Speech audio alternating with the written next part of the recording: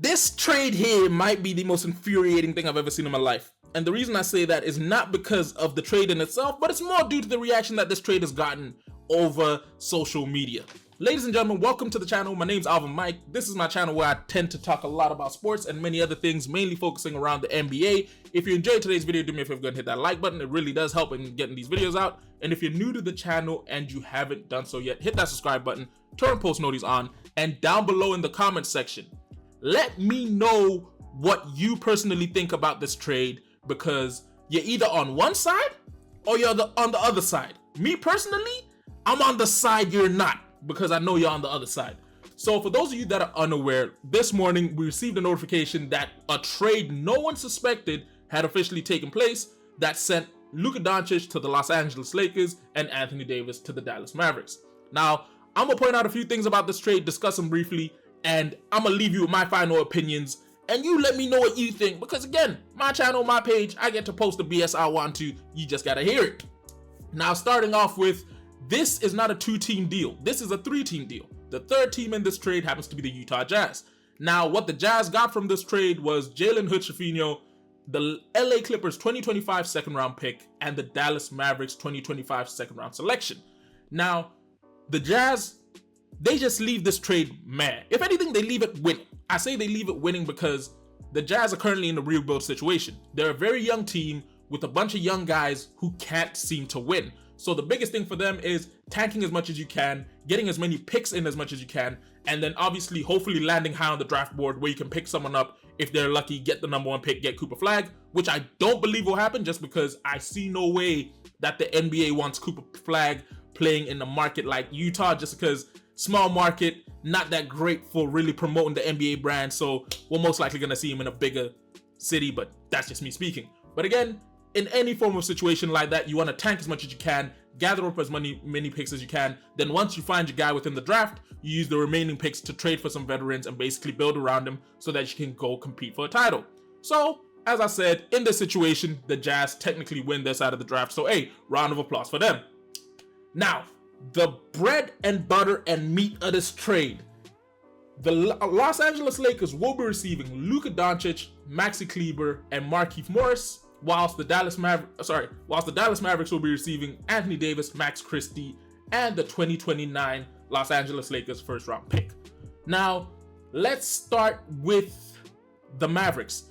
I personally believe in the short run in general, the Mavericks have won this trade. Now, I know a lot of you are looking at Luka's numbers going, he averages 32, 8 and 8. You know, he's basically an MVP caliber type player. But the thing you're missing here is that what the Mavericks need? Now, for those of you that are unaware, Luka Doncic has been injured quite a bit recently, and due to that injury has missed quite a few games, leaving the Mavericks to then rely on their supporting cast of players along the lines of Spencer Dinwiddie, Kyrie Irving, PJ Washington, Daniel Gafford, Klay Thompson, just to name a few. And in that scenario, it pointed out a few things that I believe acted as catalysts for this trade. Now, let's really set the backstory on this trade. Luka Doncic came from Real Madrid, joined the Mavericks through the draft where, funnily enough, was drafted by the Hawks, gets traded from the Hawks for Trae Young, who was drafted by the Mavericks, ends up here and basically showcases how he's the next great European to wear the Dallas jersey after Dirk Nowitzki. Now, seasons go well. Luka obviously shows that numbers-wise, he's the guy. He really has a knack for the offensive side of the ball. Like, most people can't seem to stop him. But the biggest issue season after season keeps looming itself. Luka can't seem to stay in good basketball shape. Now, by that, I don't mean as in he needs to have abs or he needs to be the most built person in the gym. I mean he doesn't physically stay fit enough to be able to maintain playing about 40 minutes worth of 94 feet basketball, both sides of the ball.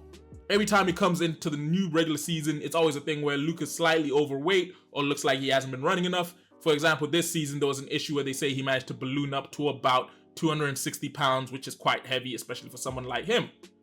Now, because of this, as you can guess, the Mavericks were kind of scared in regards of how is this your superstar player? Now, as most of you know, the biggest thing about basketball is you can be highly skilled, but if you can't get up and down the floor, it's the same thing as being injured. No matter how skilled you are, shout out to Kawhi Leonard, you know what I'm saying? I think you're one of the greatest. But if you can't be available for the team, is there really a need of having you? And Luka is going to be a free agent in 2 years. at the end of the 2026 to 2027 season. Now, at that point, he will be, technically next year, he's up for a max contract extension. And if I'm the Dallas Mavericks, if we can't rely on him to physically be in shape, and recently they're noticing that his inability to stay in shape has led to a few more injuries, then it becomes a thing of, do you keep him for another 2 years, hope he gets better, and if he does, obviously sign the extension, or send him off if he doesn't? Or do you trade him now when teams are least expecting it and get something for him? Because in this situation, the Dallas Mavericks reached out to the LA Lakers and sought after a trade rather than the other way around, which obviously put them in a better bargaining position, because it looks like, hey, we're upfront with what we want. He's still got 2 years left to his deal, so you can't necessarily say, oh, we'll just wait till next year to sign him. And this way, at least you have him for 2 years, in which case, you can build around him and he can be the future of your brand. So it makes a lot of sense for the Mavericks to trade him, because again, if you can't truly trust that he's physically going to be capable to keep going, I'd get rid of him as well.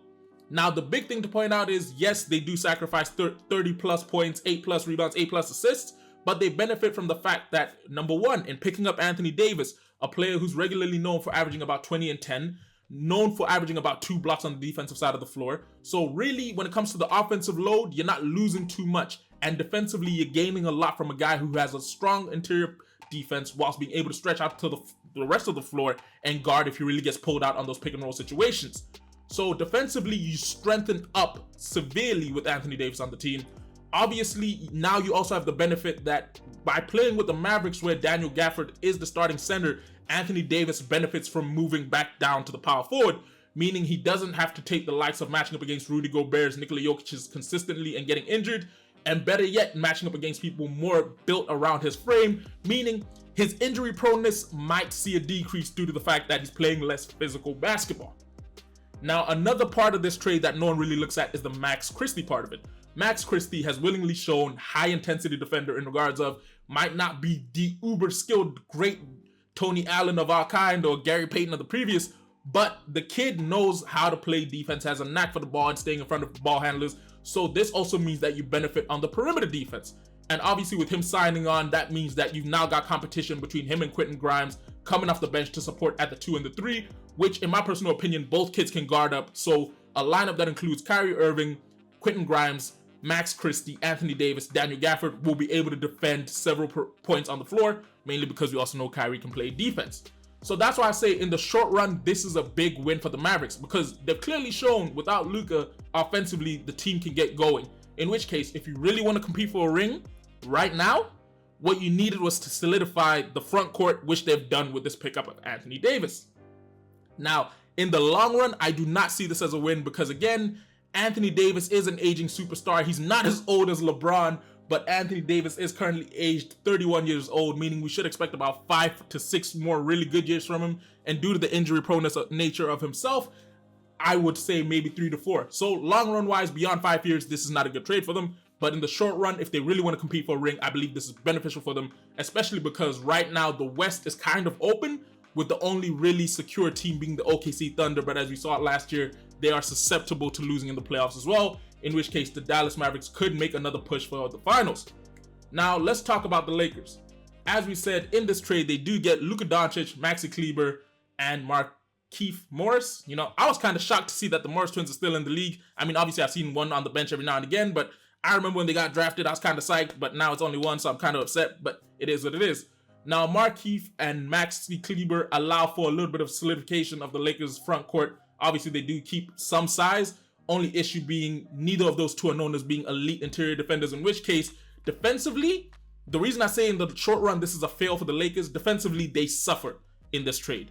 Their defense is going to drop horrifically. No cruelty to LeBron, he is my GOAT and all, but him and Luka Doncic are going to be competing for defensive liability of the year with how both of them sometimes on defense just fall asleep. And then obviously without Anthony Davis being in the paint averaging down near 2 blocks, this means that the Lakers are more susceptible to interior finishing, in which case it's not a win-win. This year, I would not expect much more from the Lakers than making it to the playoffs, probably getting through the first round and getting eliminated in the second. And then next year, it's a whole different situation because again, through free agency, they might be able to pick up some acquisitions to solidify their interior defense, as well as picking up some strong perimeter defenders who can also shoot. Because yeah, Luka Doncic, LeBron James, I want to say their gameplay is somewhat the same because everyone talks about how Luka plays a little bit like LeBron, but it's not just because LeBron looks to create for the team, Luka looks to create for him and then passes out in situations where need be. So in the short run, I don't really see this working out. It's gonna highly depend on the Lakers GM in regards of who he signs, who he picks up, and who he cuts, because there's a lot that needs to be done for this team. There's a major exodus that needs to get done of the roster to start with, and then from there you need to really build around Luka if you're willing to sign him on for another extension. But if you're not, then obviously you need to start seeking out the possibility of trading him yourselves. But at that point, it's going to look quite bad that Luka Doncic is getting set around quite a bit. However, in the long run, if the Lakers do elect to re-sign Luka and extend him on, I do see this as a win for them, just because Luka seems like the type of player who, when faced with adversity, really rises to the occasion, in which case he should rise up to the fact that the Dallas Mavericks have basically put the scarlet letter on him and said that he's tainted goods. He's not worthy of being the face of a dynasty. So it should motivate him to hopefully get the conditioning in shape, because we have seen that Luka Doncic can play defense. He averages dang near 2 steals, but if he gets his conditioning in shape and he is able to play both sides of the ball, this might be the greatest trade that the Lakers have managed to pull off since they managed to pull off Pau Gasol for Kwame Brown. But again, as I said, in the short run, the Lakers lose. In the long run, they win. In the short run, the Mavericks win. In the long run, they lose. And generally, the Utah Jazz just leave this trade feeling a little bit happier because they solidified their draft picks. But yeah, hopefully you guys enjoyed today's video, which if you did, don't forget to do me a favor and hit that like button. If you're new to the channel and you haven't done so yet, don't forget to hit that subscribe button and turn post notifications on. And lastly but not least, down below in the comment section, what do you think about this trade? Do you think that the Lakers won or the Mavs won? And do you really believe Luka Doncic will ever get this conditioning issue intact? Actually, quick little side note for those of you who don't know, Zion Williamson's going through the exact same situation that Luka just went through. The difference is for Zion, when he's off the floor, fortunately, the Pelicans cannot get their heads to work and they always stink. So it always makes him look great for whatever happens, because he is a great player, but he should have been traded as well. But yeah, I'll catch you in a bit. Deuces.